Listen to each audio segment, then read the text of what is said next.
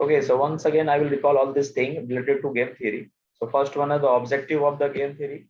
So there are two objective and aim of the game theory. First one, game theory is tools to use the player to understand the strategy of competitor players and used by the business organization to defeat their competitor.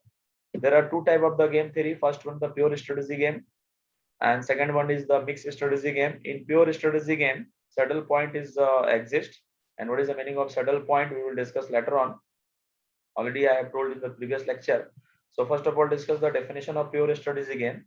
So in pure strategy game, player A is trying to maximize is the minimum profit, and player B is trying to minimize its maximum loss. And profit of A is must be equal to loss of B. If both are not equal, then that type of the game is called as a mixed strategy. And if profit of A is equal to loss of B, both are equal, then this is called as a pure strategy game. That is a basic difference between pure strategy game and mixed strategy game, right? This is also called as zero sum game. And the method of solving the pure strategy game, that is one method. This method is nothing but the mini max and maxi min method. Okay. Next is the mixed strategy game. Definition of the mixed strategy is the similar to the pure strategy game.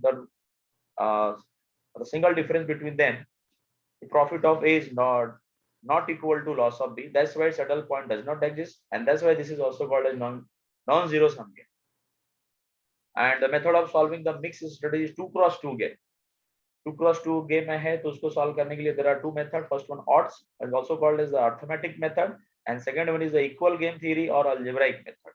But in case suppose that 2x2 game is not given, then in that situation you have to convert 2x2 game into 2x2 by using there are three method: dominance method, graphical method and subgame method. अगर question में 2x2 का game दिया है तो उसमें हम लोग directly odd method या फिर equal game theory method use कर सकते हैं. बट अगर सपोज है 2x2 का अगर वो गेम नहीं है तो ऐसे सिचुएशन में हम लोग उसको 2x2 में कन्वर्ट कर लेंगे. एंड कन्वर्ट करने के लिए there are three method mention किया हुआ है. That is first one is the dominance method and graphical method and subgame method. Okay, so in previous lecture already we have discussed about the pure strategy game and method to solve the pure strategy game. These are the steps already I have covered in the last lecture, and also solve some example based on this. Okay, this is the flow chart. Once again, I explain this flow chart. So suppose that you have the m cross m game. So first upon you have to find the saddle point by using mini max and maxi method. ठीक है, इस method से हम लोग saddle point find out करेंगे. अगर saddle point exist करता है so such type of game is called as a pure strategy game. अगर सैडल पॉइंट एग्जिस्ट नहीं करता है, I mean if saddle point does not exist, so that type of game is called as a mixed strategy game, right? And if mixed strategy game is given, in that case you have to check the given game is a 2x2 or not. If 2x2, then you have to directly apply the method, that is a arithmetic method also called as a odd method, and second is the algebraic method. By using these two methods you have to solve the 2x2 game. But suppose that in case if game is not 2x2, then you have to convert the 2x2 game into the 2x2 matrix by using there are three methods: dominance, graphical and subgame method. So this is the flow chart, whatever I have told previously, but this is the flow chart regarding to game theory. Okay. Now today in last lecture already I have covered the mini max method and arithmetic mean method, arithmetics method for 2x2 game. I mean pure strategy game already हमने cover कर लिया. And then mixed strategy का first method, that is the odds method or also called as arithmetic method, इसको भी हम लोगों ने last lecture में cover किया था. So today we'll start the next method, that is the equal game theory or algebraic method. So in this method, how to solve the question? First of all, you have to check the saddle point, because if saddle point is exists, then such type of game is called as a pure strategy. Then you can't apply this method. ये method तभी हम लोग apply कर सकते हैं जब saddle point does not exist. ठीक है, अगर एग्जिस्ट करता है तो फिर ये मेथड से हम लोग आई मीन अलजेब्राइक मेथड से इस क्वेश्चन को सॉल्व नहीं कर सकते, बिकॉज जिस गेम में सैडल पॉइंट एग्जिस्ट करता है उसको हम लोग ऑलरेडी, जैसे कि मैंने आपको बताया कि उसको हम लोग प्योर स्ट्रेटजी गेम बोलते हैं. और उसको सॉल्व करने के लिए हमारे पास जो मेथड है that is called as mini max and maxi min method, जो ऑलरेडी हमने लास्ट लेक्चर में कवर किया. Okay, so today we'll start the new method, and this method applicable for the mixed strategy game. Mixed strategy game is what? That means that saddle point does not exist. तो इसमें saddle point exist नहीं कर रहा है, ये आपने start में check कर लिया सपोज दैट, एंड फिर आप इस मेथड को अप्लाई कर रहे हैं। तो इस मेथड में देयर आर 5 स्टेप में क्वेश्चन सॉल्व होता है। फर्स्ट ऑफ ऑल अभी प्लेयर ए के लिए there are 2 strategy A1 A2 and player B के लिए there are 2 strategy B1 B2। So player A A1 strategy use करेगा, इसकी क्या प्रोबेबिलिटी है? So that is a formula to calculate the probability of A1, that is equal to C22 minus C21 divided by C11 plus C22 minus C12 plus C22। तो C12 C22 already given in this question, ये question में given रहेगा, तो हम लोग उसको order wise, जैसे first element है that is called C11 element, second element को हम लोग C12 and third is the C21 and C2 elements बोलेंगे। और 2x2 मैट्रिक्स ही पॉसिबल है, बिकॉज 2x2 मैट्रिक्स रहेगा तो ही हम लोग सॉल्व कर सकते हैं इस मेथड से, अदरवाइज नहीं कर सकते। और अगर 2x2 नहीं है तो उसके लिए क्या करना है हम लोग लेटर ऑन डिस्कस करते हैं। So this is the probability of A1, मतलब प्लेयर A1 स्ट्रेटजी यूज करेगा, इसका क्या प्रोबेबिलिटी है? That is called as a P of A1। And player A2 strategy use करेगा, इसका क्या प्रोबेबिलिटी है? That is P of A2, and that is the formula of 1 minus P of A1। तो अगर P ऑफ A1 यूज करने का probability उसको मिल गया, तो P ऑफ A2 कैलकुलेट करने के लिए जस्ट उसका कॉम्प्लीमेंट कैलकुलेट कर लेंगे, I mean 1 minus P of A1 करेंगे, तो P ऑफ A1 निकालना है और P ऑफ A2 तो आपको डायरेक्टली मिल जाएगा। उसी तरीके से प्लेयर B1 स्ट्रेटजी यूज करेगा, इसका प्रोबेबिलिटी का फॉर्मूला यहाँ पे मेंशन किया है। एंड अगर वो P of player B2 strategy use करता है तो उसका formula just 1 minus P of B1 कर देंगे, बिकॉज अगर वो B1 यूज कर रहा है तो ऑफ कोर्स B2 यूज नहीं करेगा, और अगर B2 यूज कर रहा है तो B1 यूज नहीं करेगा। तो B1 का अगर प्रोबेबिलिटी मिल गया तो B2 का probability 1 minus P of B1 कर। एंड लास्ट में हम लोग गेम वैल्यू कैलकुलेट करते हैं। सो गेम वैल्यू का फॉर्मूला ऑलरेडी यहाँ पे मेंशन किया हुआ है, that is C11 cross C22 like that, and ये सारे एलिमेंट्स इस मैट्रिक्स में मेंशन किए जो हमने ऑलरेडी सेलेक्ट करके दिए। तो ये सारा जो भी हम लोगों ने स्टेप्स यहाँ पे परफॉर्म देखा, इस स्टेप को हम लोग पहले एग्जांपल के थ्रू परफॉर्म करते हैं, एंड आफ्टर दैट इसको आप लोग नोट डाउन कर लें, ठीक है? तो या फिर पहले आप इसको नोट डाउन कर लो एंड देन हम लोग इसके ऊपर एक एग्जांपल देखते हैं, that is better.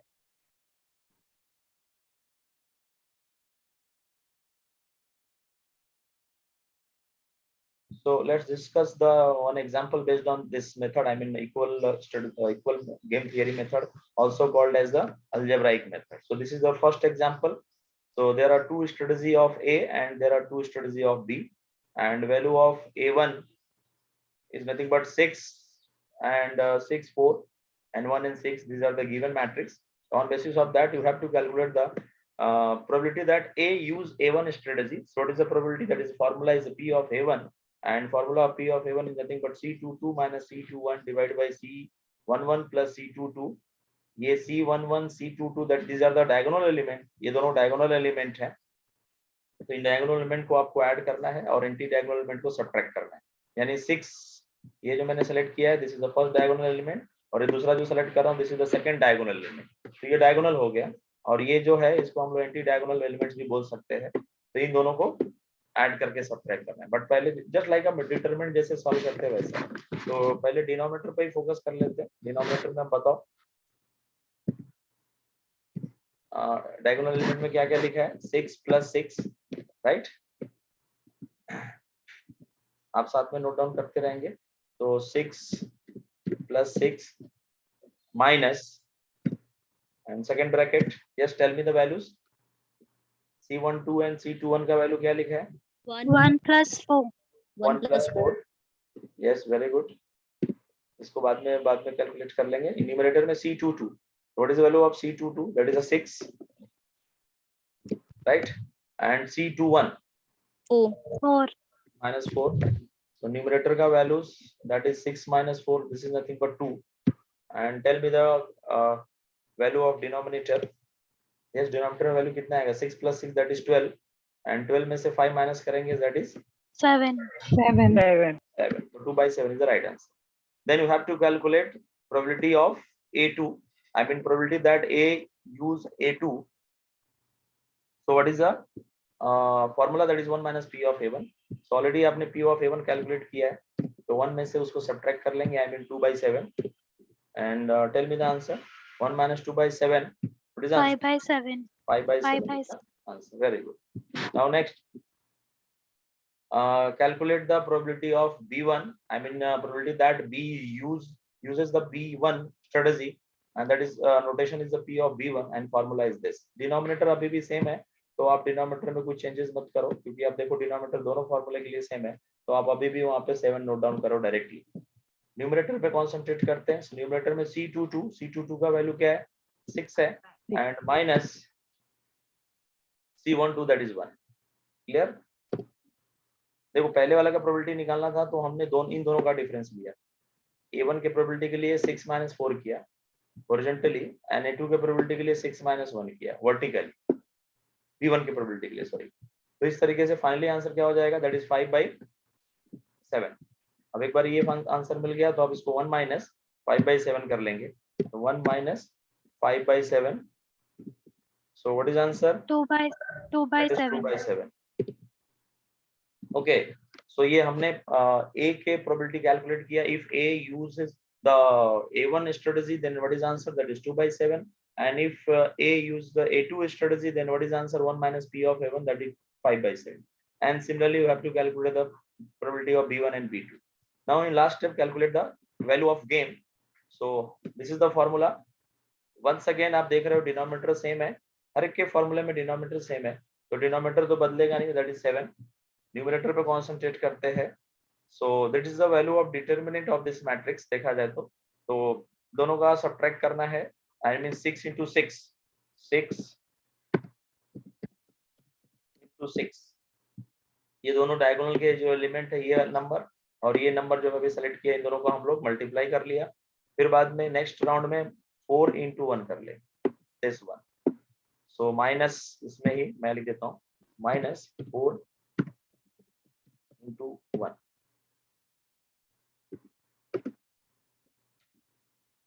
And denominator through और एवरी फार्मूला में सेम ही है. अभी न्यूमरेटर में क्या आंसर आता है जरा बताओ. 6 × 6 दैट इज 36. 36 + 4 32 हो जाएगा. तो 32/7 is the value of gain. Yes, तो आप इसको जरा नोट डाउन कर लेंगे, फिर हम लोग आगे डिस्कस करें. Okay, so if suppose that if game is not 2 × 2, then what will we do? So there are 3 methods to convert 2 × 2 game.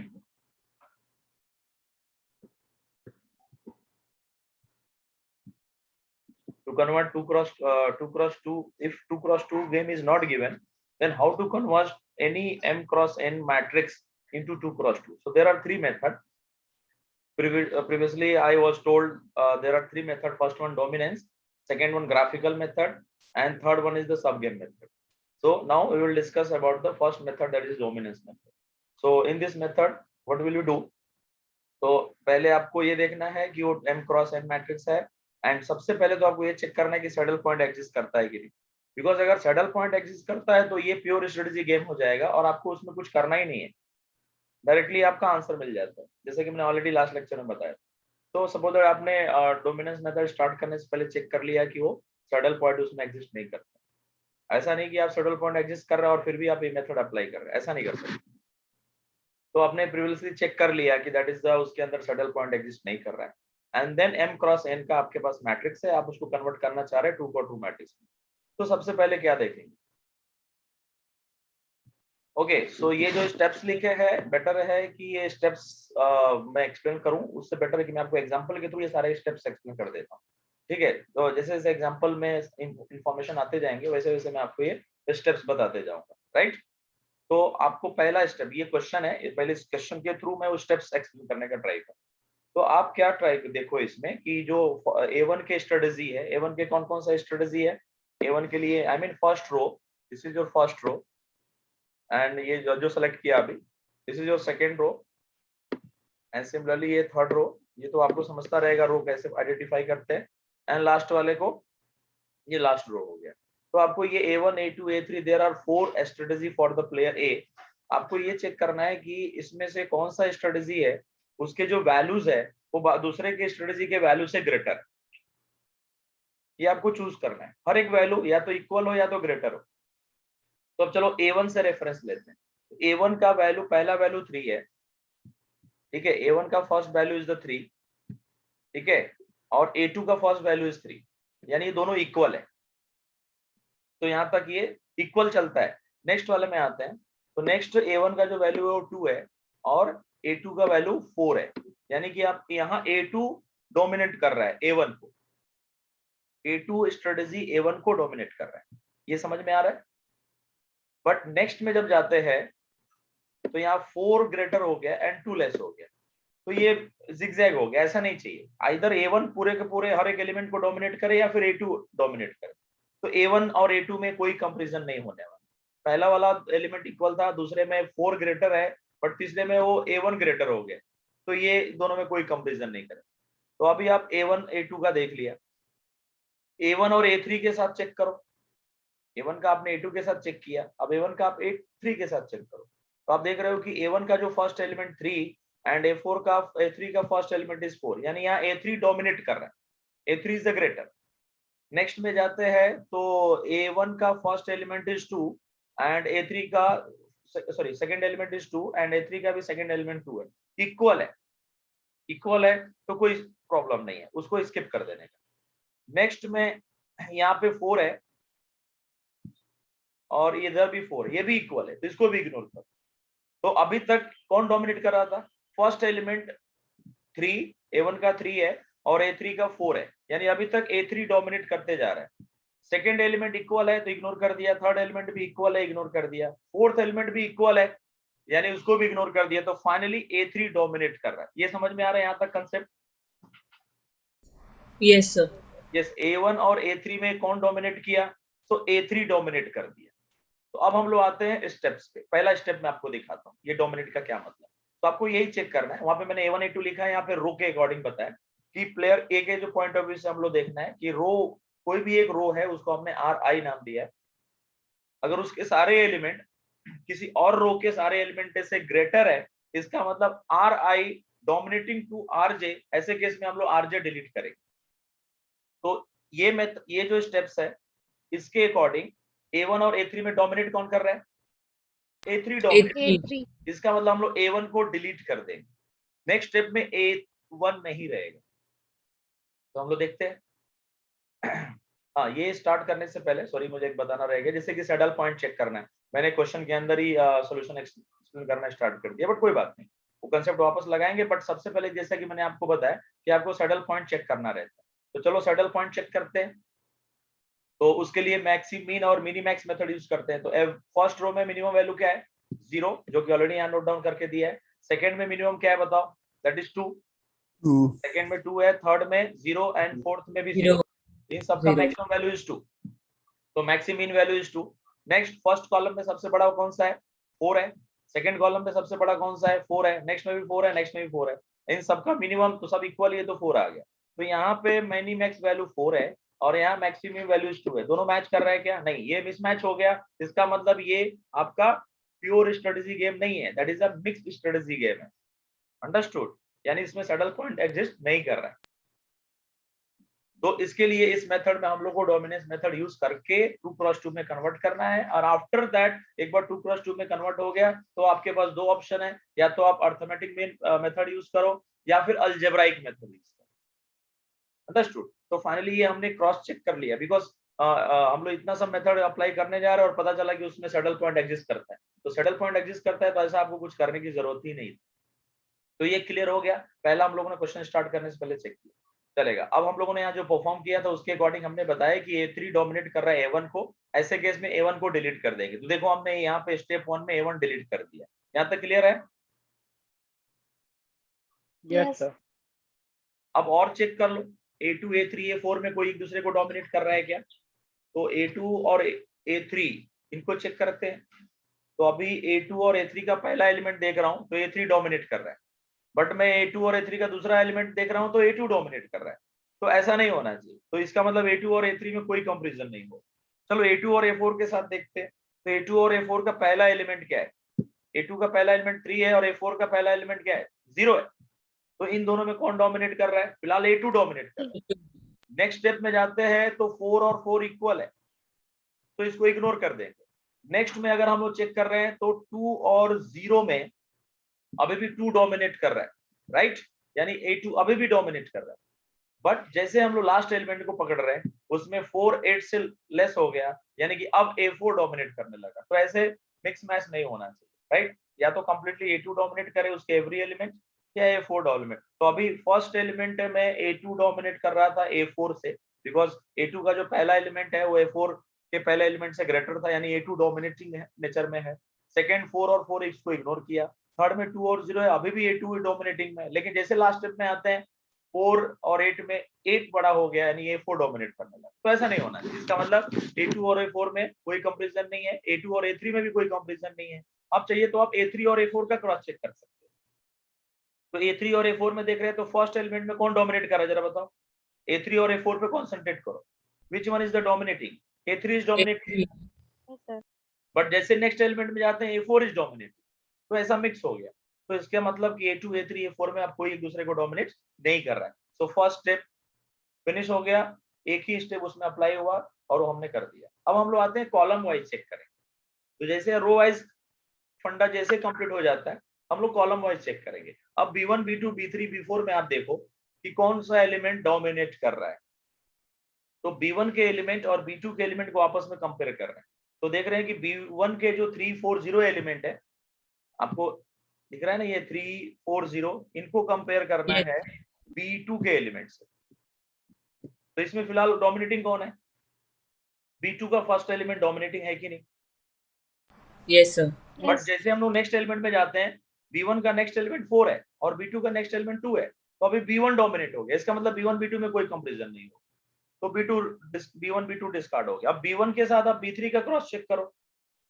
तो B1 और B3 में यस, इसमें आप देख रहे हो तो B1 का फर्स्ट एलिमेंट और B3 का फर्स्ट एलिमेंट में डोमिनेटिंग कौन है? B1 B1 डोमिनेटिंग अभी तक। सेकेंड एलिमेंट दोनों का 4 4 है, तो इग्नोर कर दो। एंड थर्ड एलिमेंट भी 0 0 है, तो भी इग्नोर कर दिया। हम लोग B1 और B3 पे कॉन्सेंट्रेट कर रहे हैं, इतना ध्यान में रखो, राइट? तो Yes, फाइनली sir. इसमें डोमिनेटिंग कौन हुआ, मतलब बड़ा कौन हुआ इसमें? B1 B1. B1 बड़ा हो गया। तो जो इस केस में जो बड़ा होता है उसको डिलीट करते हैं, और रो वाइज जो छोटा होता है उसको डिलीट करते हैं। ये ध्यान में रखना है। तो इस बार B1 डोमिनेटिंग है तो उसको ही डिलीट कर देंगे और B3 को रहने देंगे। तो ये है अगला स्टेप जो कि मैं आपको यहाँ पे दिखाता हूँ। देखो, player from player B point of view, all element of any column is less than equal to any other columns, then Ci is the dominating to Cj, और ऐसे केस में Cj डिलीट करना है। अंडरस्टूड? यानी कि row wise जब check करते हैं तो जो एक रो के छोटे एलिमेंट और दूसरे रो के बड़े एलिमेंट होते हैं, यानी जो रो बड़ा है उसको रहने देते हैं और छोटे वाले रो को डिलीट कर देते हैं। कॉलम में उल्टा करना है, जो कॉलम बड़ा है उसको ही डिलीट करते हैं, छोटे वाले को रहने देते हैं। तो ये दो स्टेप आई थिंक तो क्लियर हो गया रहेगा। तो इसके अकॉर्डिंग स्टेप 2 में B1 और B3 में डोमिनेटिंग कौन था? B1 और B3 में डोमिनेटिंग कौन है? B1। जो डोमिनेटिंग है उसी को डिलीट करें। और रो वाइज ऐसा नहीं है, जो डोमिनेटिंग है उसको रहने देंगे और जो छोटा है उसको डिलीट कर देंगे। तो फाइनली यहाँ पे B1 डिलीट हो जाएगा, ये डिलीट हो जाएगा। तो नेक्स्ट स्टेप में आपको क्या देखने को मिलेगा? देखो, B2 B3 B4, यहाँ तक क्लियर हुआ? Yes, sir. Once again Yes, आप चेक कर, कॉलम वाइज तो कोई रो वाइज आप देख लो, क्योंकि एक कॉलम डिलीट हो गया है, तो हो सकता है रो वाइज वापस से स्टेप इसमें वैलिड हो जाए या कॉलम वाइज वैलिड हो जाए। वापस से वो स्टेप रिपीट करते हैं। तो चलो अभी रो वाइज चेक करते हैं। तो A2 और A3 में डोमिनेटिंग कौन है? A2. A2। लेकिन सेकंड एलिमेंट के कंपैरिजन में जाते हैं। फर्स्ट एलिमेंट में के अकॉर्डिंग A2 डोमिनेटिंग है, लेकिन सेकंड एलिमेंट के अकॉर्डिंग A3 डोमिनेटिंग। इसका मतलब कोई इसमें रिजल्ट नहीं आएगा। चलो A2 और A4 के साथ देखते हैं। तो A2 का फर्स्ट एलिमेंट 4 है एंड A4 का फर्स्ट एलिमेंट 4 है, दोनों 4 है, तो ये इक्वल हो गए, इसको इग्नोर करो। नेक्स्ट एलिमेंट पे जाते हैं। तो A2 और A4 में डोमिनेटिंग कौन है? 2 इज द A2. डोमिनेटिंग ना, Yes, sir. 2 है, राइट? A2 का पहला एलिमेंट 2 एंड A4 का पहला एलिमेंट 0। इसका Zero. मतलब अभी A2 डोमिनेटिंग है। पहले एलिमेंट के अकॉर्डिंग कोई डोमिनेटिंग नहीं था क्योंकि दोनों इक्वल थे, A2 और A4। सेकेंड एलिमेंट पे जाते हैं हम लोग, A2 का सेकेंड एलिमेंट इज 2 और A4 का सेकेंड एलिमेंट इज 0, तो उसमें A2 डोमिनेट कर रहा है। लेकिन थर्ड एलिमेंट में जाते हैं तो A4 डोमिनेट करने लगा। इसका मतलब A2 और A4 में कोई कंपैरिजन नहीं आएगा। तो हमने A2 को A3 से चेक किया, कोई कंपैरिजन नहीं आया। A2 और A4 के साथ चेक किया, कोई कंपैरिजन नहीं आया। अब A3 और A4 को चेक कर लो। तो A3 A4 के अकॉर्डिंग फर्स्ट एलिमेंट और दोनों के फर्स्ट एलिमेंट में डोमिनेटिंग कौन है? A4 डोमिनेटिंग, लेकिन सेकेंड एलिमेंट में A3 डोमिनेटिंग हो गया। इसका मतलब A3 और A4 में भी कोई कंसेंट नहीं बने। कॉलम वाइज चेक करो, रो वाइज चेक किया, अभी कॉलम वाइज चेक करो। तो B2 और B3 को चेक करते हैं। B3 के सारे एलिमेंट और सॉरी B2 के सारे एलिमेंट और B3 के सारे एलिमेंट को आपस में कंपेयर करो। सो आप देख रहे हो ये जो मैंने सेलेक्ट कर दिया, इन दोनों पे फोकस करना है आपको। तो B2 और B3 में फिलहाल B2 बड़ा है, लेकिन लेफ्ट एलिमेंट में हम लोग को वर्टिकली जाना है, राइट ना? पहला 4 और 2 है, ये 4 है और ये 2 है, तो इन दोनों में ग्रेटर 4 है, यानी कि B2 डोमिनेट कर रहा है। लेकिन नेक्स्ट रो में जब जाते हैं तो B2 और B3 में फिलहाल B3 डोमिनेट करने लगा। इसका मतलब इन दोनों में भी कोई कंपैरिजन नहीं होगा। तो B2 और B4 के साथ चेक करते हैं। तो B4 ये दोनों इक्वल है। B2 का पहला एलिमेंट 4 है और B4 का पहला एलिमेंट 4 है, दोनों इक्वल है, इग्नोर करो। फिर बाद में आते हैं इधर, पहला एलिमेंट B2 का बड़ा हो गया विथ रिस्पेक्ट टू B4, यानी कि फिलहाल B2 डोमिनेटिंग नेचर में आ गया। लेकिन जैसे थर्ड एलिमेंट में जाते हैं, अभी B4 का 8 जो एलिमेंट है वो 8 है, तो वो डोमिनेटिंग हो गया। तो ऐसे कैसे B2 और B4 भी एक दूसरे के डोमिनेट नहीं कर रहे हैं। सो हमने हर एक एंगल से देखा, रो वाइज चेक किया, क्रॉस कॉलम वाइज चेक किया, कोई किसी को डोमिनेट नहीं कर रहा। ऐसे केस में हम लोग तीसरा स्टेप यूज करें। तो ये स्टेप मैंने ऑलरेडी यहाँ पे लिख दिया है, स्टेप को हम लोग रीड करते हैं और समझ के लेते हैं। So since we can't compare any two row और एनी टू कॉलम्स, यहाँ तक clear? Therefore find the average value of any two rows. कोई भी टू रोज का एवरेज कैलकुलेट करो। एवरेज मतलब समझ रहे हैं ना? सपोज दैट अभी A2 और A3 का एवरेज निकालना है, तो क्या रिजल्ट बताओगे? A2 का पहला एलिमेंट क्या है? 4 और A3 का पहला एलिमेंट क्या है? 2। दोनों को ऐड करोगे 6 आएगा। 6 डिवाइड बाई 2 करोगे, बिकॉज दो एलिमेंट का एवरेज ले रहे हैं। एवरेज का मतलब दो नंबर का एडिशन डिवाइड बाई 2 करते हैं। तो 4 + 2 6, 6 डिवाइड बाई 2 करेंगे 3 आएगा। तो इस तरह से एवरेज हम लोग कैलकुलेट करेंगे। तो A2 और A3 का एवरेज कैलकुलेट किया, 3 आया। एंड A2 और A4 का एवरेज कैलकुलेट किया तो भी 3 आया। एंड लास्ट एलिमेंट 4 और 0 का एवरेज लिया हम लोगों ने, तो यहाँ पे 2 आ गया। तो इस तरह से ये एवरेज कैलकुलेट करना। अब एवरेज वैल्यू किसी थर्ड वाले रो से, क्योंकि एवरेज आप दो रो को लेकर सेलेक्ट करके ले रहे हो, दो रो को आपने सेलेक्ट किया और उसका एवरेज निकाला, फिर बाद में वो जो वैल्यू आया वो थर्ड रो से कंपेयर करोगे। अगर वो डोमिनेटिंग नेचर में है तो वापस से हम लोग जो छोटा है उसको डिलीट कर देंगे रो के कंपैरिजन। कॉलम में ऐसा नहीं है, कॉलम में एवरेज तो लेना है, लेकिन जो बड़ा है उसको डिलीट करेंगे। क्लियर? तो ये आपको बहुत प्रॉपर्ली आइडेंटिफाई करना पड़ेगा। थोड़ा लिटिल बिट कॉम्प्लिकेटेड है, नो डाउट, बिकॉज इसमें बहुत सारा आपको क्रॉस चेक करने पड़ रहे हैं। ठीक है, तो हम लोगों ने काफी क्रॉस चेक किया है। तो रो वाइज कोई कंपैरिजन नहीं हो रहा है, कॉलम वाइज भी नहीं हो रहा है। आप दो का एवरेज निकाल के चेक करोगे तो भी उसमें कंपैरिजन नहीं आएगा। तो फाइनली हमने B4 और B3 का एवरेज निकाल के देखो, आपको समझ जाएगा। B4 और B3 इन दोनों का एवरेज निकालो। एवरेज निकाल के चाहिए तो मैं यहाँ पे एक नया कॉलम ऐड कर देता हूँ, बाद में डिलीट कर दूंगा, डोंट वरी।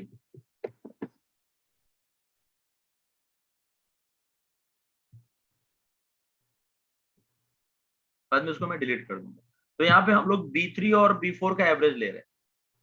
ठीक है, B3 + B4 and divide by 2। Average का मतलब डिवाइड करना। बोलो रिजल्ट क्या आएगा 1 by 1? Yes, tell me. 2 + 4 6 divide by 2, what is answer? 3। Next वाले में 2 और नेक्स्ट वाले में 4। अब ये 3 2 4 B2 से छोटा है कि नहीं? चेक करो। B2 के हर एक एलिमेंट से छोटा है, चेक करो। B2 का पहला एलिमेंट क्या है? 4 और एवरेज जो निकालो 3।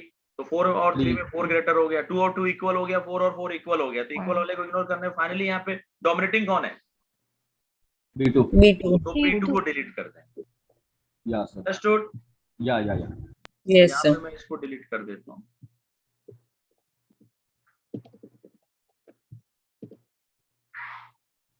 सॉरी,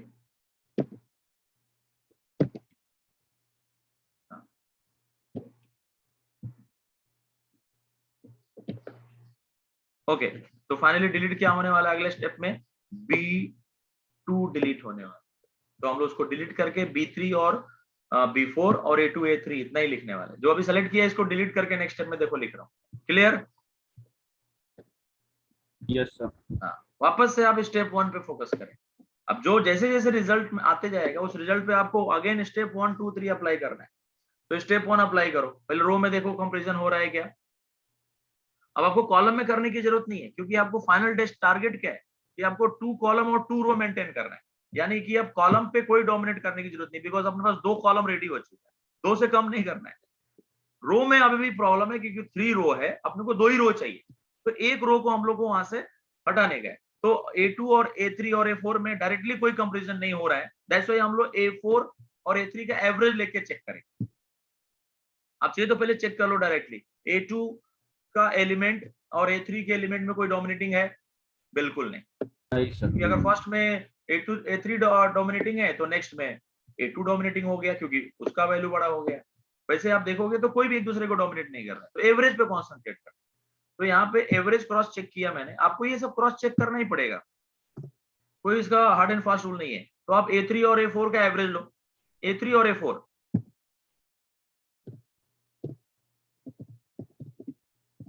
यस टेल मी A3 और A4 का एवरेज। 2 एवरेज दोनों को ऐड करके डिवाइड बाय 2 करना है। A3 का पहला एलिमेंट A4 का पहला एलिमेंट, दोनों को ऐड करो तो 4 + 0, ये दोनों को ऐड करो ना, 4 + 0 एंड डिवाइड बाय 2 करके आंसर बोलो 2 2 2। नेक्स्ट वाले में ऐड करके आंसर बोलो 4 एंड 8 का 4 4 आ गया। अब ये 4 और 2 को आप A2 से कंपेयर करके देखो, इक्वल हो रहा है कि नहीं? Yes sir. Yes, Yes. तो A2 डिलीट हो जाएगा। अगले स्टेप क्लियर। इक्वल रहेगा तो भी चलता है, देखो यहाँ पे इक्वल का भी साइन है इसके अंदर। तो फाइनली अगले स्टेप में हम लोग किसको डिलीट करेंगे? A2 को डिलीट करेंगे। तो फाइनली A3 और A4 बच जाएगा।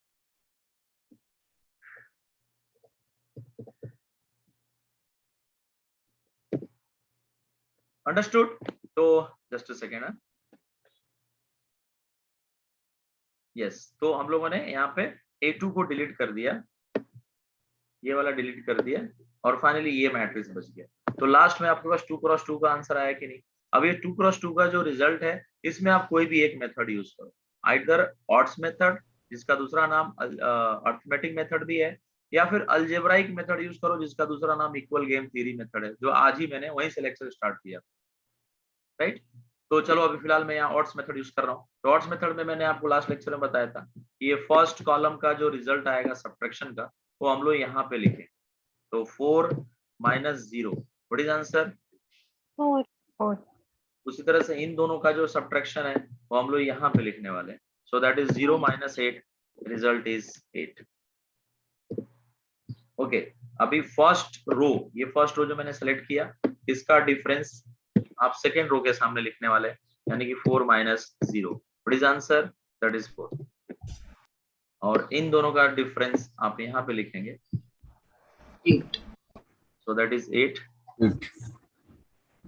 0 - 8, फाइनली आंसर इज 8। फिर इन दोनों को ऐड कर लेंगे हॉरिजॉन्टली एंड वर्टिकली। तो यहाँ पे 8 + 4 12, और यहाँ पर भी 8 + 4 = 12। अगर ये दोनों 12 रहता, यस, अगर ये दोनों 12 नहीं रहते तो ये मेथड फेल हो जाता। फिर हम लोग को दूसरा यानी कि equal game theory method use करना पड़ता। अंडरस्टूड? बट ये दोनों इक्वल है, अच्छी बात। तो दोनों के वैल्यूज यहाँ पे मैं लिख देता हूँ। ये ऐड किया तो इक्वल 12 आया, और ये भी 12 आया। बोथ आर इक्वल, देयरफॉर ये this method is applicable, clear लिखा होगा। फिर आप आगे के वैल्यूज यहाँ पे कैलकुलेट करना स्टार्ट कर देंगे। ठीक है, इस मेथड से हम लोग कैलकुलेट करेंगे, जो कि यहाँ पे ऑलरेडी फॉर्मूलाज लिखा हुआ है, और 1 बाय 1 गेम वैल्यूज कैलकुलेट करेंगे। गेम वैल्यू कैलकुलेट करने के लिए 4 मेथड है।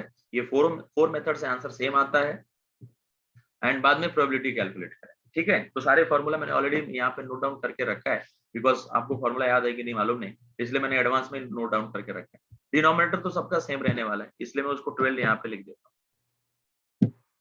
हर एक केस में 12 ही रहेगा। इतना फिक्स करो कि डिनोमिनेटर जो 12 आया वही है। तो मैं एवरी क्वेश्चन में, एवरी फॉर्मूले में नीचे 12 लिख के रख देता हूँ।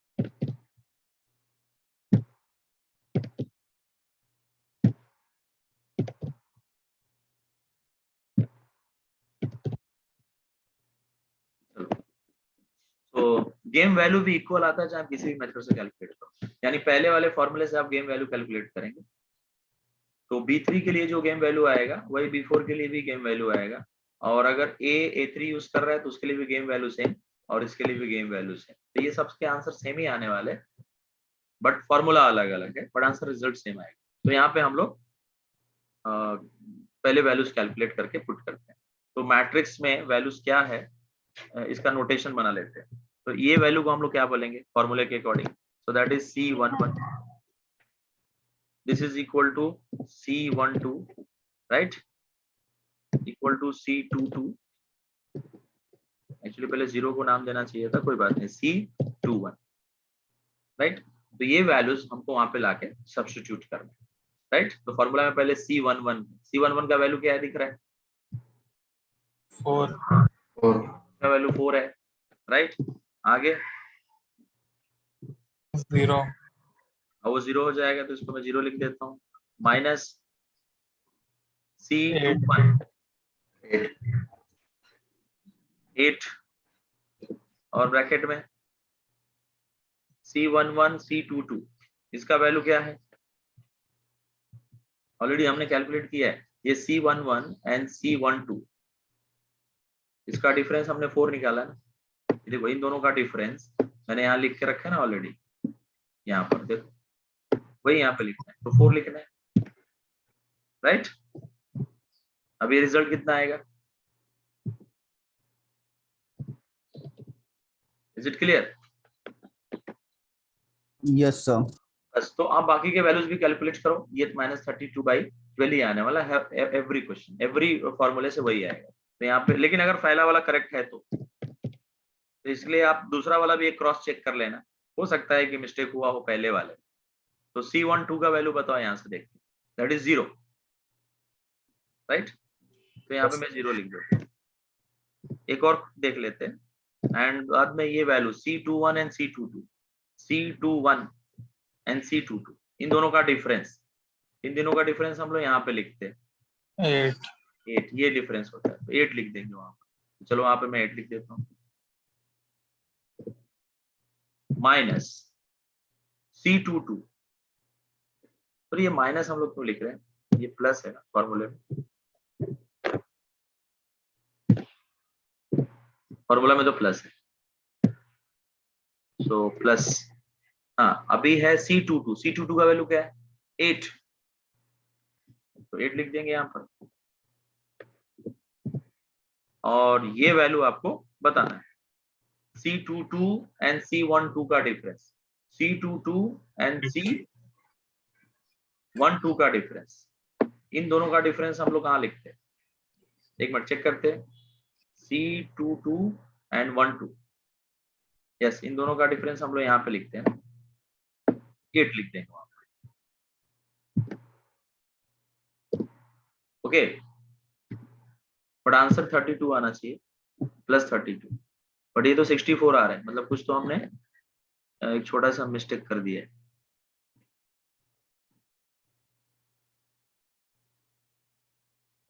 जस्ट अ सेकेंड है, 4 आएगा।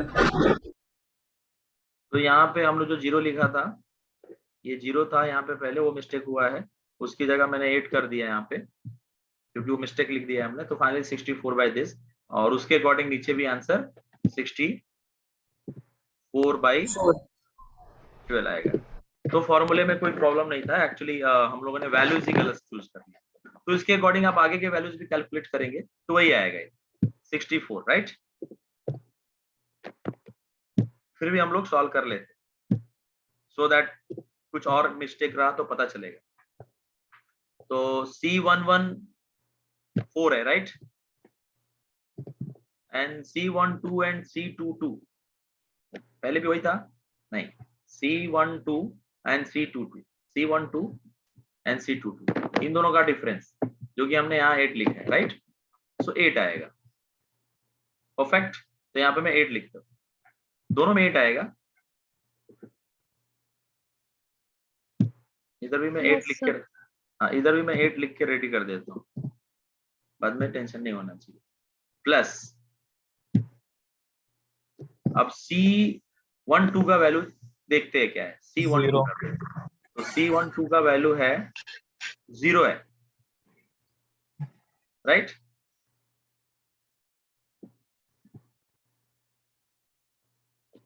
तो देन वापस मिस्टेक होने के चांसेस लग रहे हैं,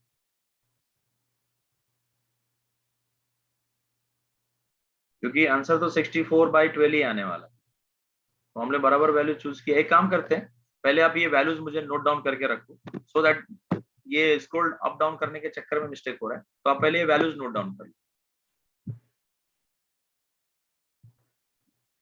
Okay, so here some small correction is there, that is not C22, that is C11. Okay, so then tell me again the value of C11 and C12. What is the difference between them? C11 and C12 यानी difference of first row का difference 4 minus 0, that is 4. तो वहां पे 4 आएगा. Is it clear? So this is 4. So that's why answer is 32. Now check first calculation. First वाले को again check करेंगे properly. अभी आपने वैल्यू नोट डाउन किया है ना, तो डायरेक्टली मुझे बताओ ना, C11 का वैल्यू 4 है। Yes sir. Yes Yes. Sir. ये वैल्यू चेंज करो, इसमें कुछ तो मिस्टेक है। सर C21 का 0 है। हाँ, दैट इज 0। तो फाइनली आंसर इज 32। ओके, वो स्क्रॉल अप डाउन करने की वजह से प्रॉब्लम हो रहा है, बट ये फॉर्मूले में भी करेक्शन था, नो वरी। तो इस तरह से 32 आ गया, और यहाँ पर भी 32 आ रहा था। चलो अभी ये लास्ट वैल्यूज आपने लिखे हैं, तो जरा मुझे बताओ ये C21 का वैल्यू क्या है? 0 0। और ये वैल्यू तो 8 मैंने ऑलरेडी लिखा था, प्लस C22 का वैल्यू 8 और ये दोनों डिफरेंस, 4 तो answer is 32। Clear?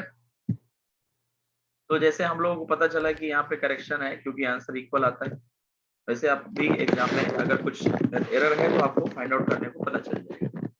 Okay, now probability of that A use the A1 strategy. तो आप मुझे बताओ यहाँ लास्ट में A1 A2 बचा है क्या? No sir. नहीं, इसका मतलब A1 और A2 दोनों प्रोबेबिलिटी क्या है, मतलब A A1 भी यूज नहीं करने वाला है और A A2 भी यूज नहीं करेगा, क्योंकि वो तो ऑलरेडी रिजेक्ट हो गया। वो स्ट्रेटजी वो यूज करने वाला नहीं है। तो कौन सा स्ट्रेटजी यूज करेगा? A3 और A4, राइट। डिनोमिनेटर में जैसा कि मैंने बताया कि 12 ही आएगा, आपको न्यूमरेटर में बताना है। तो B3 के नीचे A3 वाला अगर आपको आंसर चाहिए तो B3 के नीचे क्या लिखा है बताओ? B3 के नीचे लास्ट में रिजल्ट क्या लिखा है? 8। और वैसे आपको जब A4 बताना रहेगा, A4 का प्रोबेबिलिटी, तो आप B4 के नीचे वाला दो, राइट। क्योंकि A3 दूसरे वाले का स्ट्रेटजी को भी ध्यान में रखेगा, तभी तो उसको B का स्ट्रेटजी का पता चलेगा, राइट। तो इसमें आपका 8 आ गया। Is it clear? एंड इधर क्या था? उधर वैल्यू 4 था ना, देख लो यहाँ पर। ये A3 और A4 के लिए मैंने ये दोनों वैल्यूज यूज की है, राइट। उसी तरीके से B3 और B4 के लिए मैं ये वाला वैल्यू यूज करूंगा, दिस वन। किसके लिए यूज करना है बताओ? ये B3 और B4। B3 के लिए 8 और B4 के लिए 4। Understood? So what is the probability of B3? Tell me. 8/12 And what is the probability of B4? 4/12 And what is the probability of B1 and B2? 0 0 0। Very good. तो यहाँ पे हम लोग को रिजल्ट बता दें, B1 and B2 0 and this is 0 and B3 के लिए आपने बताया 8/12 and इसके लिए 4/12। Is it clear? Understood? yes sir. Any doubt? Then ask me.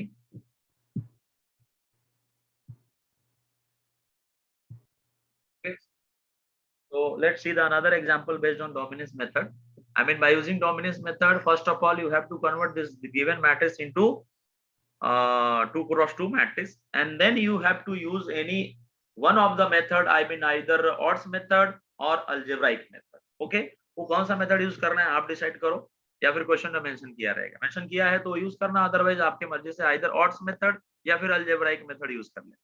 Is it clear? But before that आपको इस पूरे मैट्रिक्स को कन्वर्ट करना है किसमें? 2 क्रॉस 2 में। लेकिन वो भी करने से पहले सबसे पहले आप क्या चेक करेंगे?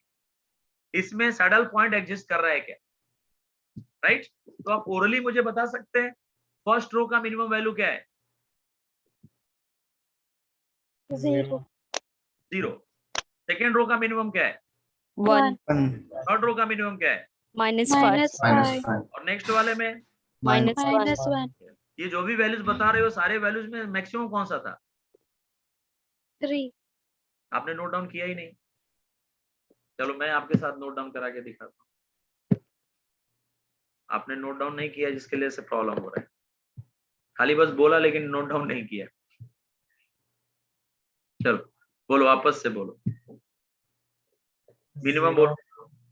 0 1 -5 -1 एंड -2 हाँ, अब इन सब में बड़ा कौन है? 1 तो 1 इज द राइट आंसर। ठीक है, Yes, sir. अब कॉलम वाइज चेक करो। बोलो, फर्स्ट कॉलम में बड़ा कौन है? 4 4 सेकंड में? 3 नेक्स्ट में? 7 नेक्स्ट में सबसे बड़ा? -5 सबसे बड़ा 3 3। कौन -5 बोल रहा है? एंड सबसे इसमें सबसे बड़ा 2 है। अब ये सारे वैल्यू जो लिखे इसमें सबसे छोटा कौन सा है? 2 2। तो राइट आंसर इज 2। इधर राइट आंसर 2 आ रहा है, उधर राइट आंसर 1 आ रहा है। दोनों इक्वल हुआ क्या? नो सर अगर इक्वल होता तो बोलते कि सैडल पॉइंट एग्जिस्ट कर रहा है, और इक्वल जो होता वही आंसर हो जाए। अगर इधर भी 2 उधर भी 2 तो 2 is the right answer. Equal नहीं हुआ, दैट्स व्हाई ये क्वेश्चन प्योर स्ट्रेटजी का नहीं है। Then you have to convert into 2 cross 2 matrix, because ये अब जो क्वेश्चन है वो किसका हो गया? मिक्स स्ट्रेटजी का क्वेश्चन हो गया। अंडरस्टूड? ये आपको स्टार्ट में चेक करना है।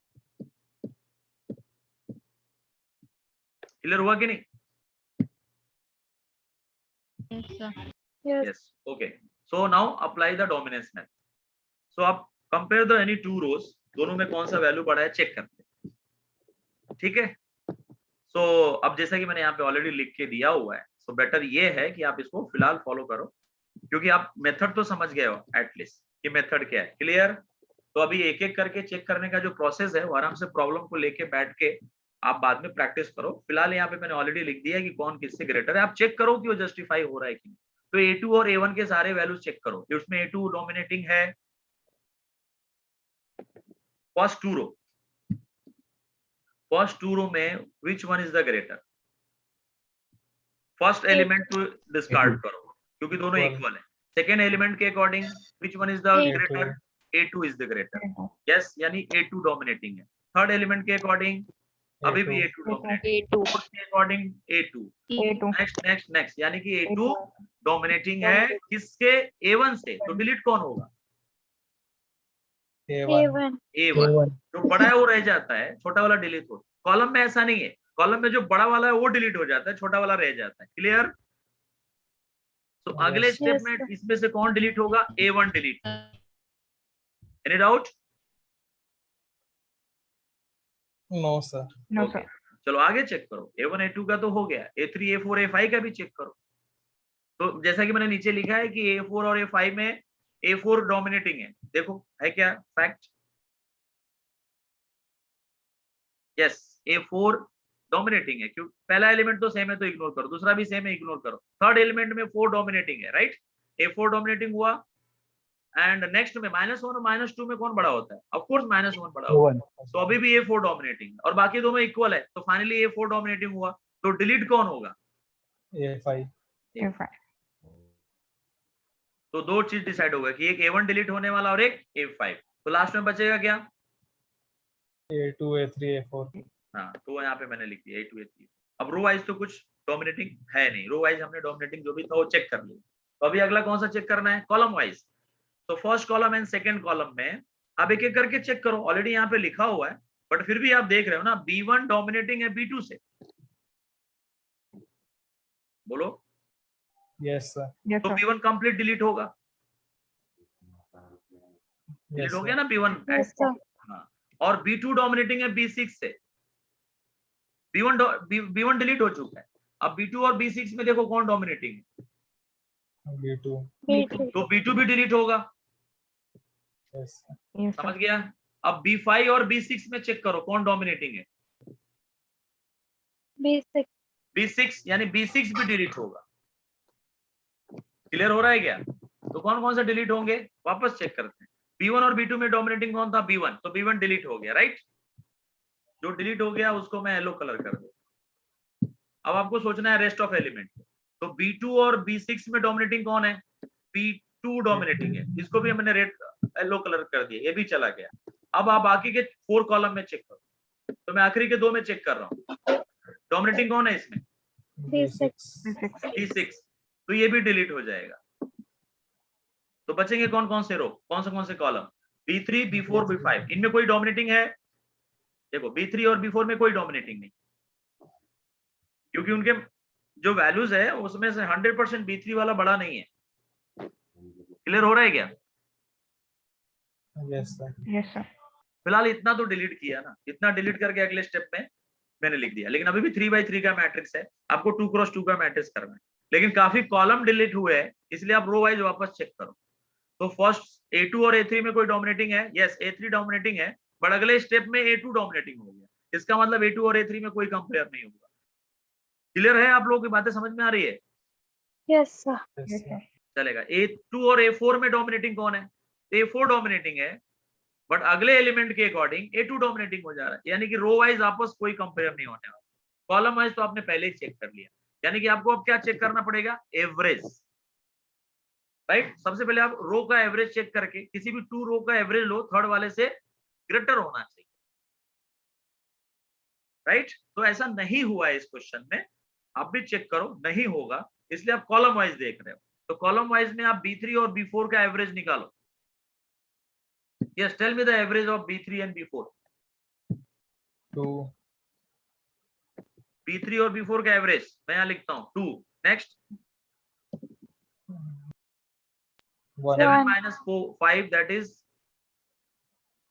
2 2 ना, by 2. 1. 1. Oh, yes, sir. 1. हाँ ये टेम्परेरी में लिख रहा हूँ। And 4 minus 1 3, 3/3. 1.5. 1.5। अब ये सारे नंबर और B5 में which one is the greater, B5. जो ग्रेटर है उसको डिलीट करते हैं कि नहीं, Yes. कॉलम वाले में जो ग्रेटर रहता है उसको डिलीट करते हैं, रो वाइज में जो छोटा रहता है उसको डिलीट करते हैं। तो फाइनली यहाँ पे डिलीट कौन होगा, B5. B5। तो उसको डिलीट करने के बाद आपके पास 2 ही कॉलम बचेगा, अंडरस्टूड। तो मैंने 2 कॉलम यहाँ पे मेंटेन किया, बट आपके पास अभी कितने रो है, 3 रो है, उसमें से आप 2 के बारे में सोचो। चलो, तो जैसा कि मैं यहाँ पे ऑलरेडी थिंक करके रखा है, आपका हेल्प कर दिया यहाँ पे, तो आप देख लो A2 और A3, A2 और A3 का एवरेज लो, एवरेज लेके बताओ A2 और A3 का एवरेज। 4 4 and -1. 4, ठीक है, जस्ट अ सेकेंड। आप नोट डाउन कर रहे हो वैल्यूज कि मैं यहाँ पे बताऊं आपको, वैल्यू लिख के बताता हूँ, डोंट वरी। हाँ बोलो क्या बता रहे थे, A2 और A3 का एवरेज 4 -1. -1। अब ये जो 4 एंड -1 है, ये वैल्यू ये 4 के इक्वल ही आ गया, राइट। तो आप डिलीट किसको करोगे, A2 A3 को डिलीट करोगे या A4 को डिलीट करोगे, A4. A4. कोई भी कर सकते हो, A2 A3 दोनों डिलीट कर सकते हो, और A4 को मेंटेन करो, या A4 को डिलीट करो, A2 और A3 को रख दो, बट आपको 2x2 का मैट्रिक्स चाहिए, इसलिए फाइनली आपको डिलीट किसको करना पड़ेगा। क्लियर हुआ मेरी बात, किसको डिलीट करना पड़ेगा फाइनली, A4 को डिलीट करना पड़ेगा। यहाँ तक समझ में आई ये सारी बातें, Yes. यस। तो फाइनली मैंने डिलीट कर दिया। अब इसके आगे आप ऑड्स मेथड यूज करो या फिर अलजेब्राइक मेथड यूज करो, एज पर योर चॉइस। तो मैंने फिलहाल यहाँ ऑड्स मेथड यूज किया है, चलेगा। वैल्यूज बताओ, इधर कौन सा वैल्यू आएगा, सेकंड कॉलम का डिफरेंस आएगा ना, इधर सेकंड कॉलम में क्या क्या, V4 के दोनों नंबर का डिफरेंस बोलो, 8. 3 minus 5. 8. 8. सेकेंड कॉलम ना, column and row I think तो आपको आइडेंटिफाई करने आ रहा होगा, ठीक है ना। This is called as the second column, this is your first column, right, this is your first row and this is your second row. ये रो एंड कॉलम मैंने पहले आइडेंटिफाई करना बता दिया। चलो यहाँ पे जो मैं वैल्यू लिखने जा रहा हूँ, जहाँ कर्सर है, ये फर्स्ट कॉलम के नंबर का डिफरेंस है। तो बोलो फर्स्ट कॉलम में क्या क्या नंबर है? 1 - 7। आंसर क्या लिखोगे आप? 6। यहाँ पे आपको जो लिखना है फर्स्ट रो के सामने, जहाँ भी मैंने कर्सर रखा हुआ है, ये सेकेंड रो के दोनों एलिमेंट का डिफरेंस। तो सेकेंड रो में क्या है? 7. 7 minus 12. ओके, यहाँ पे बताओ डिफरेंस। इसमें फर्स्ट रो 1. का डिफरेंस है ये। 1 1 minus 3. 2. फिर दोनों को ऐड करके रखो आप, तो that is 12 + 2, what is answer? 14। यहाँ पे बोलो 12 + 2, sorry 8 plus 6. 8 plus 6. 8 + 6, what is answer? 14. 14। Both are equal, Yes. इसका मतलब ये मेथड यहाँ एप्लीकेबल है। तो फर्स्ट के अकॉर्डिंग, अच्छा यहाँ पर भी एक स्मॉल करेक्शन रहेगा। करेक्शन क्यों रहेगा आपको समझ गया? क्योंकि मैंने वो डेटा कॉपी पेस्ट करके रखा है। ये 1 डिनोमिनेटर चेंज होने वाला नहीं है, तो 14 पहले तो लिख दो हर जगह। अब चला न्यूमरेटर का वैल्यू बताओ फर्स्ट केस में। C11 का वैल्यू क्या है? चलेगा, पहले मैं 3. आपको C11 लिखना सिखाता हूँ। This is 1. C11, right. ये कौन सा एलिमेंट है बोलो? C12. C12. C12। This one C21. 1. and this is C2. C22। तो उसके अकॉर्डिंग वैल्यूज यहाँ पुट करो जरा। C11 is One. What? 1। 1. Next, इन दोनों का डिफरेंस C21 एंड C22, मतलब सेकेंड रो का डिफरेंस। सेकेंड रो का डिफरेंस आपने कितना मेंटेन किया है? 12 12. प्लस 7. C211, C2 कितना? 7 है। यहाँ पे आपको फर्स्ट रो का डिफरेंस लेना है।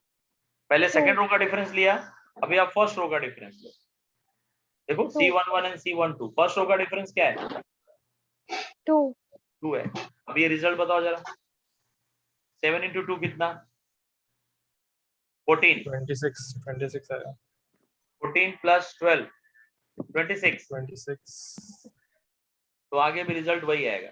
क्रॉस चेक करेंगे 1 second. C12, what is C12? 3, right.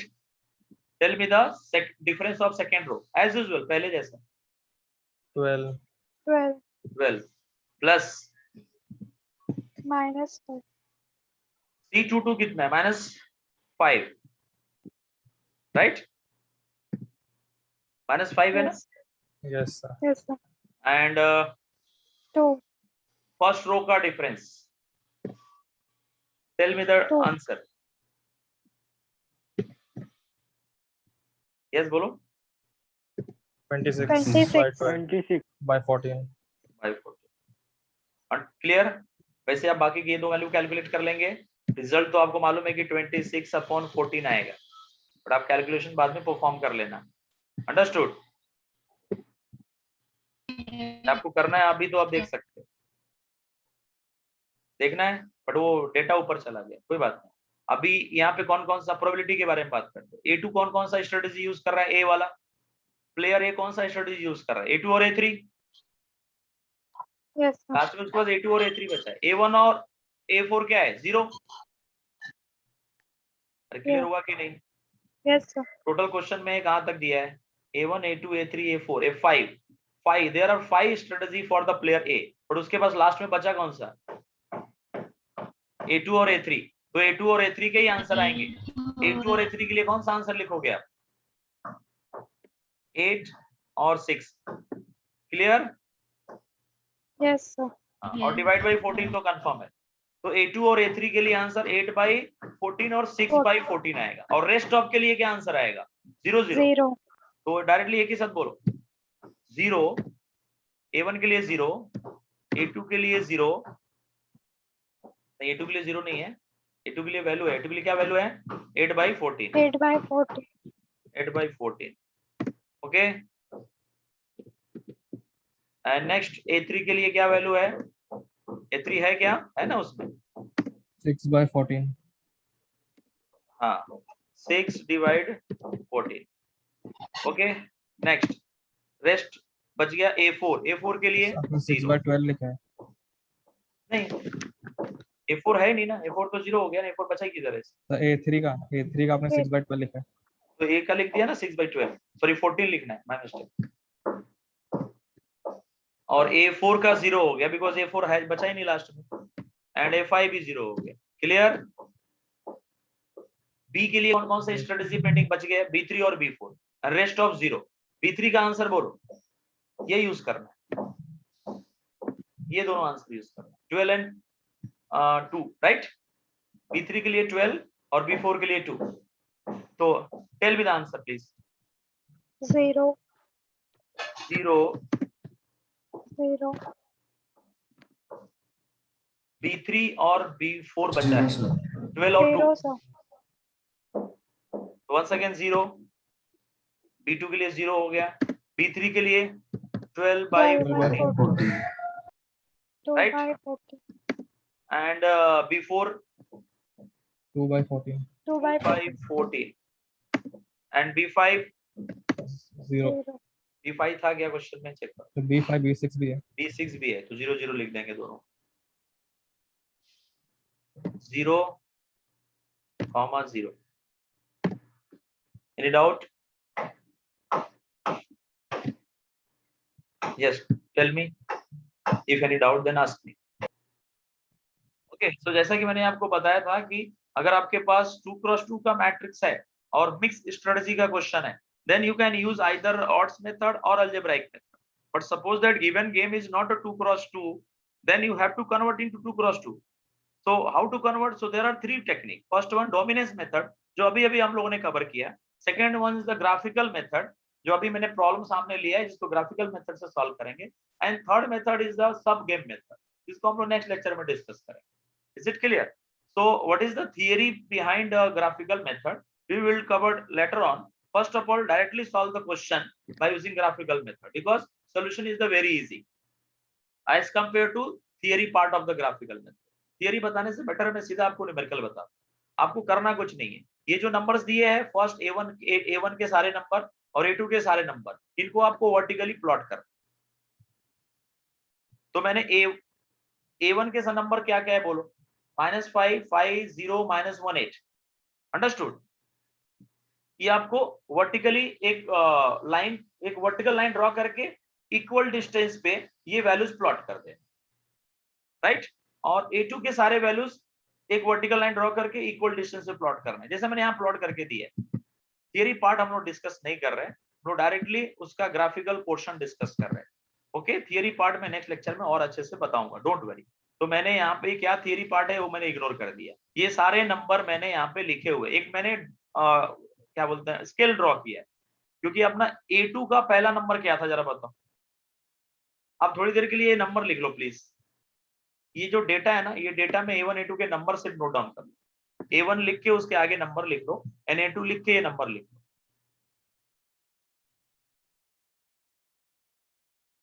Done.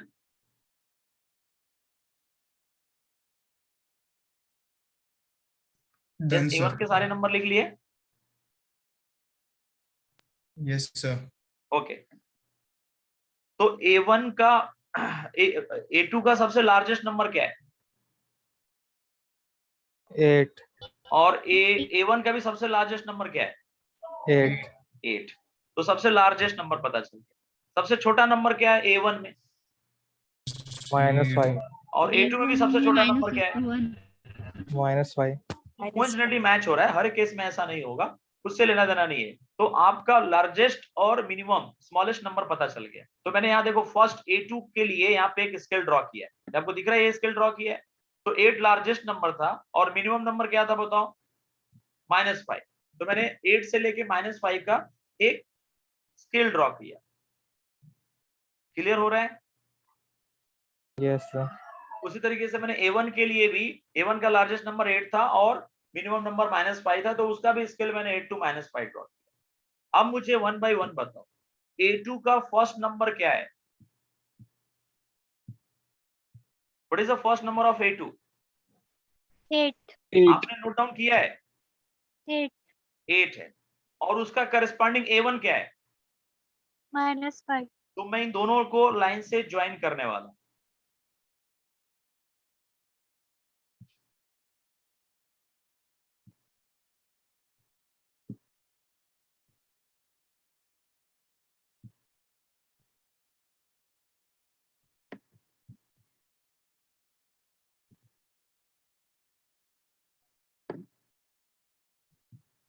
Is it clear? ये समझ में आया? लाइन ज्वाइन किया मैंने students? Yes, sir. Okay, Yes, sir. Tell me the next number of A2। -4, -4 4. -4 ना? Yes, sir. -4, and corresponding what is the value of A1? 5. तो मैं -4 से स्टार्ट करके 5 तक लेके गया। क्लियर? ये लाइन कैसे ड्रॉ करें, समझ में आ रहा है आप लोगों को? Yes, sir. Yes, tell me the next number of A2। -1. -1। तो I just select the line और ये है -1 और उसका करस्पॉन्डिंग वैल्यू बताओ। -1 के सामने कौन सा वैल्यू है? 0. 0। Corresponding A1 is 0। ये देखो मैंने यहाँ 0 से ज्वाइन कर दिया। Okay, next 6. next is the 6 and corresponding A1 is what? -1. 6 से लेके -1।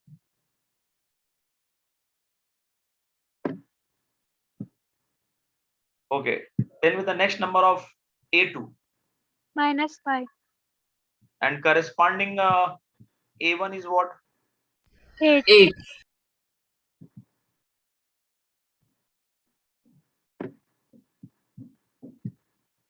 ओके, तो ये जितने भी ग्राफ यहाँ पे ड्रॉ हुआ है, इसका लोवेस्ट पोर्शन कौन सा है?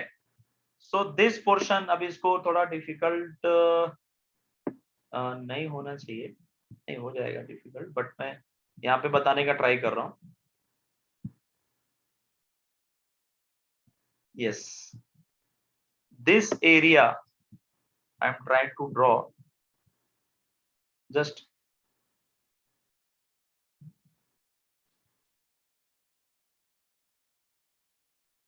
मैं परफेक्टली ड्रॉ तो नहीं कर पा रहा हूं, बट अंडरस्टूड?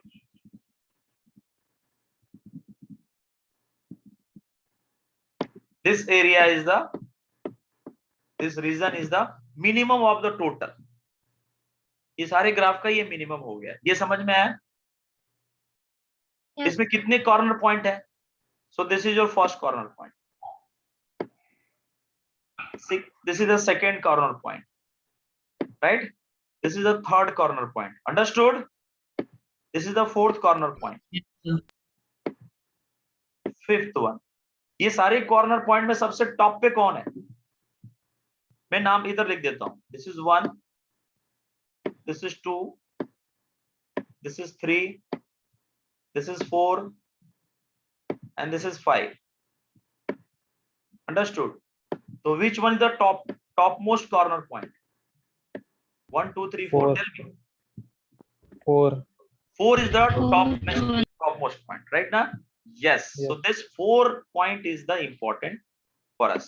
ये important. अब एक चीज और मुझे आप बताएंगे और फिर बाद में आगे स्टार्ट करते हैं।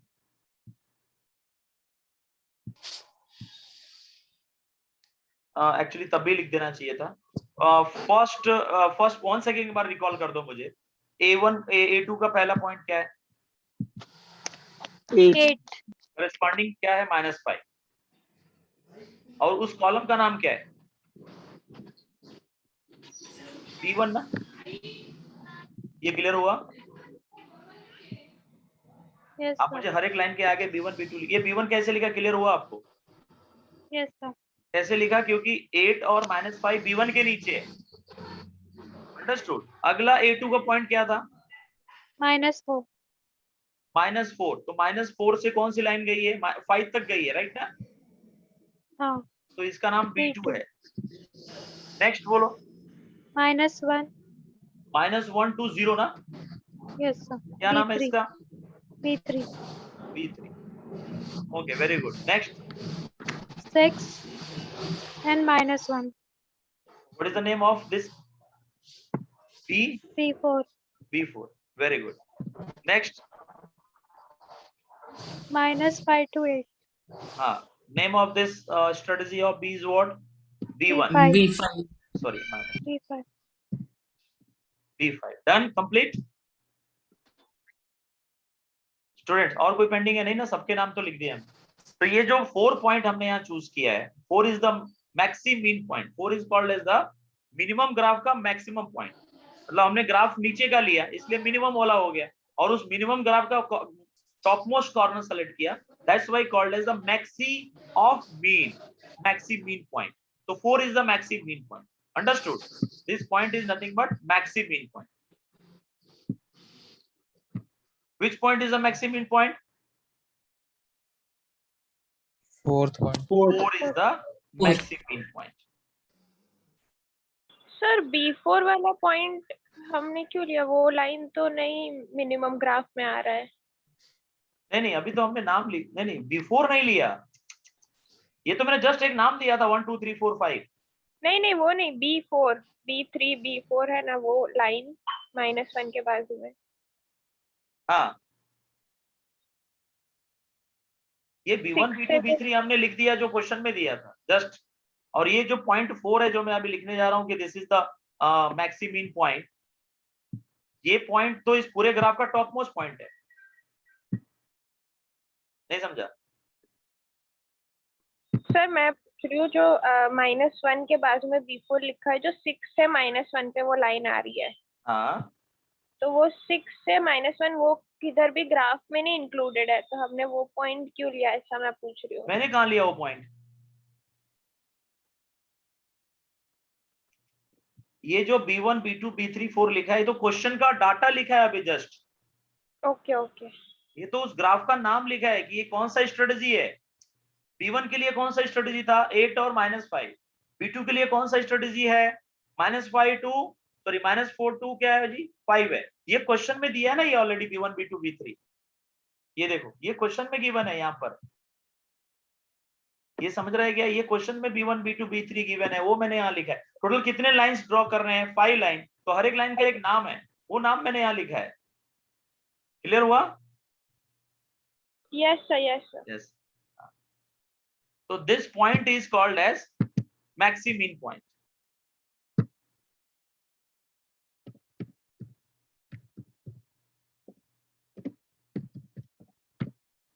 अब ये मैक्सिमम मीन पॉइंट में कौन कौन से लाइन इन्वॉल्व है? Tell me the name of line. ये 4 पॉइंट के लिए कौन कौन से लाइन इन्वॉल्व है? B1 B2 B3 में से कौन से लाइन इन्वॉल्व है? B1 B3 B3 B1 B3। तो आगे जाके B1 B3 बचेगा। आगे जाके क्या बचेगा बोलो? B1 और B1 B3 B3। बस। आगे जाके B1 B3 बचेगा। तो मैंने आगे जाके B1 B3 यहां लिख दिया। देखो, क्लियर? और 2 रो तो पहले से थे A1 A2, तो फाइनली ये कितने का मैट्रिक्स बन गया? 2/2. इसके बाद आपकी मर्जी, आप तो ऑड मेथड यूज करो या फिर अलजेब्राइक मेथड यूज करो। मैंने यहाँ दोनों मेथड से सॉल्व किया। ऑड मेथड से भी किया, अभी ऑड मेथड को अर्थमेटिक मीन भी बोलते हैं, अर्थमेटिक मेथड ही बोलते हैं। तो अर्थमेटिक से भी सॉल्व किया, अलजेब्राइक से भी सॉल्व किया। दोनों केस में गेम वैल्यू -5/14 -5/14 ही आया है। चेक करो, game value is the same. इधर भी -5/14 है और इधर भी -5/14। और सॉल्व करने का टेक्निक ऑलरेडी मैंने आपको एक्सप्लेन कर लिया है। तो होप सको कि आपको ग्राफिकल मेथड समझ में आया रहेगा। इससे रिलेटेड नेक्स्ट लेक्चर में और भी 1-2 क्वेश्चन सॉल्व करेंगे। एंड देन लास्ट जो मेथड है दैट इज सब गेम मेथड, इसको सिखा के फाइनली ये मेथड कंप्लीट हो जाए, ये चैप्टर ही कंप्लीट हो जाएगा। Okay, so that's all for today and next lecture में हम लोग मिलेंगे जब भी, then we will start the first of all cover this topic and after they will start the next chapter. Okay.